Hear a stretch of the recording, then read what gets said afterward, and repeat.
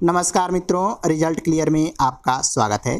मित्रों, हम लोग सीटेट जुलाई 2024 के लिए इतिहास देख रहे थे कक्षा 7 का। तो कक्षा 7 के इतिहास में मित्रों आज है अध्याय 6।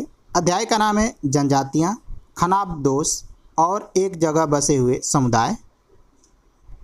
अब देखते हैं मित्रों, जनजाति लोग कौन थे। समकालीन इतिहासकार और मुसाफिरों ने जनजातियों के बारे में बहुत कम जानकारी दी है। तो मित्रों, जो उस तरह के इतिहासकार थे और मुसाफिर थे, उन लोगों ने जनजातियों के बारे में बहुत ही कम जानकारी दी है। यदि कुछ अपवाद को छोड़ दिया जाए तो जनजाति लोग भी लिखित दस्तावेज नहीं रखते थे। तो मित्रों, जो जनजाति लोग थे वो लोग अपना लिखित दस्तावेज नहीं रखते थे, लेकिन रीति रिवाजों का, मौखिक परंपराओं का वे संरक्षण करते थे। लेकिन मित्रों, जो उन लोगों का रीति रिवाज था और परंपराएं थी, उनका वो अच्छी तरह से पालन करते थे। ये परंपराएं हर नई पीढ़ी को विरासत में मिलती थी। जनजाति लोग भारत के लगभग हर क्षेत्र में पाए जाते थे। पंजाब में खोखर जनजात 13वीं और 14वीं सदी के दौरान बहुत प्रभावशाली थी। यहाँ बाद में गखर लोग ज़्यादा महत्वपूर्ण हो गए।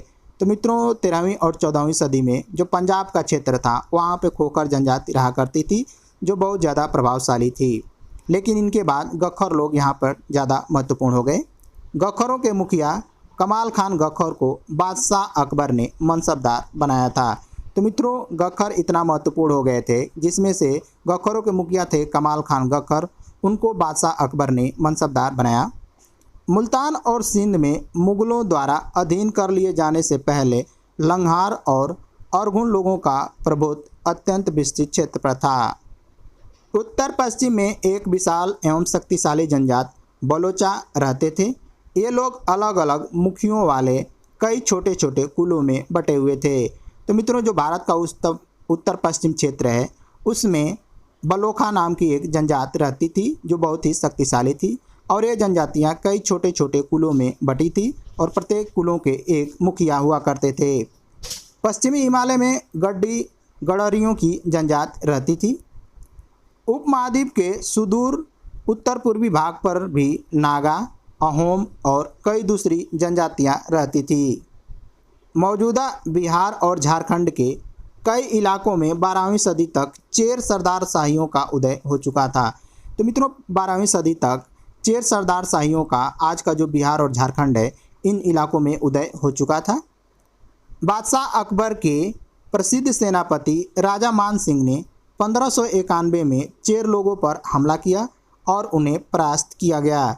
उन्हें लूटकर अच्छा खासा माल इकट्ठा किया गया, लेकिन वे पूरी तरह अधीन नहीं बना पाए। तो मित्रों, जो अकबर बादशाह थे, उनके सेनापति थे राजा मान सिंह ने 1591 में चेर लोगों पर आक्रमण किया और उन्हें परास्त कर देते हैं। इन लोगों से काफ़ी अच्छा खासा माल लूट करके ले जाते हैं, लेकिन चेर को पूरी तरह वह अधीन नहीं बना पाए। औरंगजेब के समय में मुगल सेनाओं ने चेर लोगों के कई किलों पर कब्जा किया और चेर जनजाति को अपना अधीनस्थ बना लिया। झारखंड में रहने वाली महत्वपूर्ण जनजातियों में मुंडा और संथाल थे, यद्यपि ये उड़ीसा और बंगाल में भी रहते थे। तो मित्रों, जो झारखंड में रहने वाली महत्वपूर्ण जो जनजातियाँ थी, वह मुंडा और संथाल थे। ये लोग उड़ीसा और बंगाल क्षेत्र में भी रहते थे। कर्नाटक और महाराष्ट्र की पहाड़ियों में कोली, बेरात तथा कई दूसरी जनजातियों के निवास स्थान थे। तो मित्रों, कर्नाटक और महाराष्ट्र का जो क्षेत्र था, उनमें कोली और बेरात नाम की कई जनजातियां निवास करती थी। कोली लोग गुजरात के कई इलाकों में भी रहते थे। भीलों की बड़ी जनजात पश्चिमी और मध्य भारत में फैली हुई थी। अगला पॉइंट देखते हैं मित्रों, खानाबदोश और घुमंतु लोग कैसे रहते थे। खानाबदोश चरवाहे अपने जानवरों के साथ दूर दूर तक घूमते रहते थे। उनका जीवन दूध और अन्य पशुचारी उत्पादों पर निर्भर था। तो मित्रों, जो खानाबदोश थे, वह चरवाहे के रूप में अपने जानवरों के साथ दूर दूर तक घूमते थे और उनका जीवन दूध और अन्य पशुचारी जो उत्पादक होते थे, उन्हीं पर ये लोग निर्भर हुआ करते थे। वे खेतिहर गृहस्थों से अनाज, कपड़े, बर्तन और ऐसी ही चीज़ों के लिए ऊन, घी इत्यादि का विनिमय भी करते थे। तो मित्रों, वो लोग खेतिहर गृहस्थों से अनाज, कपड़े, बर्तन और ऐसी चीज़ें ऊन, घी द्वारा वो लोग खरीदते थे। कुछ खानाबदोश अपने जानवरों पर सामानों की ढुलाई का काम भी करते थे। एक जगह से दूसरी जगह आते जाते हुए सामानों की खरीद फरोख्त करते थे। बंजारा लोग में सबसे महत्वपूर्ण व्यापारी खनाबदोश थे। उनका कारवा टांडा कहलाता था। तो मित्रों, जो सबसे महत्वपूर्ण व्यापारी हुआ करते थे बंजारों में, वह खनाबदोश कहलाते थे। और इनके कारवा मतलब होता है मित्रों झुंड को, टांडा कहा जाता था। अलाउद्दीन खिलजी बंजारों का ही इस्तेमाल नगर के बाज़ारों तक अनाज की ढुलाई के लिए करते थे। तो अलाउद्दीन खिलजी के समय में मित्रों बंजारों का इस्तेमाल नगर के बाज़ारों तक अनाज को पहुंचाने के लिए किया जाता था। बादशाह जहांगीर ने अपने संस्मरणों में लिखा है कि बंजारे विभिन्न इलाके से अपने बैलों पर अनाज ले जाकर शहरों में बेचते थे। तो मित्रों, जो जहांगीर थे उन्होंने अपने संस्मरण में लिखा है कि जो बंजारे हुआ करते थे वह विभिन्न इलाके से अपने बैल पर अनाज ले जाकर के शहरों में बेचते थे। अब देखते हैं मित्रों गोंड जनजात। गोंड लोग गोंडवाना नामक विशाल वन प्रदेश में रहते थे। वे लोग स्थानांतरित कृषि अर्थात जगह बदल बदल कर खेती करते थे। तो मित्रों, जो गोंड लोग हुआ करते थे वह गोंडवाना नामक विशाल वन प्रदेश में रहते थे। वे लोग स्थानांतरित कृषि वो होती है मित्रों कि पेड़ों को काट करके उसको जला दिया जाता है और उसके बाद मिट्टी वहाँ की उपजाऊ हो जाती है। जैसे ही मिट्टी उपजाऊ हो जाती है तो उसमें जो लोग होते हैं वो लोग खेती करते हैं। जैसे ही उसका उपजाऊ खत्म हो जाता है तो फिर आगे इसी प्रकार से वनों को काट करके जलाया जाता है और पुनः मिट्टी को उपजाऊ बनाया जाता है। तो उसी को मित्रों स्थानांतरित कृषि कहते हैं। विशाल गोंड जनजाति कई छोटे छोटे कुलों में भी बटी हुई थी। प्रत्येक कुल का अपना राजा या राय होता था। तो मित्रों, जो विशाल गोंड होते थे उनकी जनजाति कई छोटे छोटे कुलों में बटी थी और प्रत्येक कुल का एक राजा या राय होता था। जिस समय दिल्ली के सुल्तानों की ताकत घट रही थी उसी समय कुछ बड़े गोंड राज्य छोटे गोंड सरदारों पर हावी होने लगे। अकबर के शासनकाल के इतिहास अकबरनामा में उल्लेखित है कि गढ़ कटंगा के गोंड राज्य में 70,000 गांव थे। तो मित्रों, अकबरनामा में गढ़ कटंगा का उल्लेख मिलता है जिसमें कहा गया है कि गोंड राज्य में 70,000 गांव थे। इन राज्यों की प्रशासनिक व्यवस्था केंद्रीकृत हो रही थी। राज्य गढ़ों में विभाजित थे। हर गढ़ किसी खास गोंड कुल के नियंत्रण में था। ये गढ़ पुनः 84 गांवों की इकाइयों में विभाजित होते थे जिन्हें 84 कहा गया। तो मित्रों, जो राज्य था वह कई गढ़ों में विभाजित था और हर गढ़ किसी खास गोंड कुल के नियंत्रण में था। फिर ये गढ़ 84 गांवों की इकाइयों में विभाजित था जिसे 84 कहा जाता था। 84 का पुनः उप विभाजन बरहोतों में होता था जो 12-12 गांवों को मिलाकर बनता था। तो मित्रों, फिर 84 को उप विभाजन किया जाता था जिसे बरहोता कहा जाता था। बरहोतों को मित्रों 12-12 गांवों को मिला करके बनाया जाता था। बड़े राज्यों के उदय ने गोंड समाज के चरित्र को बदल डाला। उनका मूल बराबरी वाला समाज धीरे धीरे और असमान सामाजिक वर्गों में विभाजित हो गया। ब्राह्मण लोग ने गोंड राजाओं से अनुदान में भूमि प्राप्त की और अधिक प्रभावशाली बन गए। गोंड सरदारों को अब राजपूतों के रूप में मान्यता प्राप्त करने की चाहत हुई। इसलिए गढ़ कटंगा के गोंड राजा अमनदास ने संग्राम शाह की उपाधि धारण की।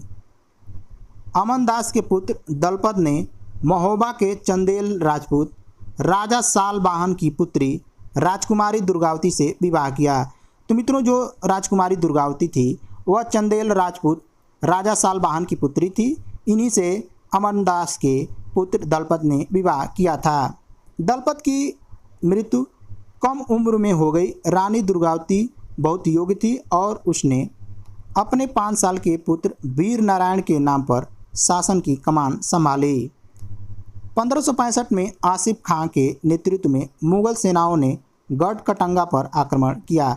तो मित्रों, 1565 में आसिम खान के नेतृत्व में मुगल सेनाओं ने क्या किया कि गढ़ कटंगा पर आक्रमण कर दिया। रानी दुर्गावती ने इसका जमकर सामना किया और इसकी हार हुई। उसने समर्पण करने के बजाय मर जाना बेहतर समझा।